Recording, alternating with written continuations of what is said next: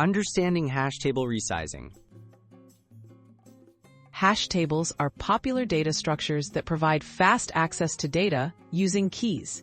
However, as more items are added, their performance can suffer. To keep lookups quick and efficient, hash tables use a process called resizing. This means adjusting their size automatically to handle changing amounts of data. Why do hash tables need resizing? Hash tables rely on spreading data evenly across their storage. If they get too full, many keys land in the same spot, causing collisions and slowing down searches. Resizing helps prevent this by making more space, reducing collisions, and ensuring that data remains easy to find. When does resizing happen?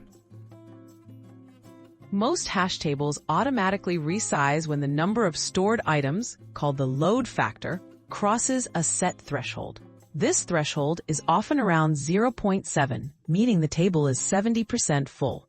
If you add enough data to pass this point, the hash table will trigger a resize. How does resizing work? When resizing happens, the hash table creates a new larger storage space, usually double the previous size. All items are then rehashed and moved into the new table. This ensures that each key is placed in its correct new position, and the risk of collisions drops sharply.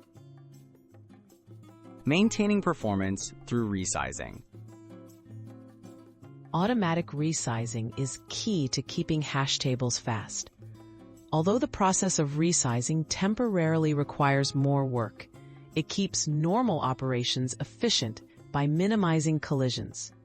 This balance allows hash tables to handle growing data sizes while delivering consistently quick performance.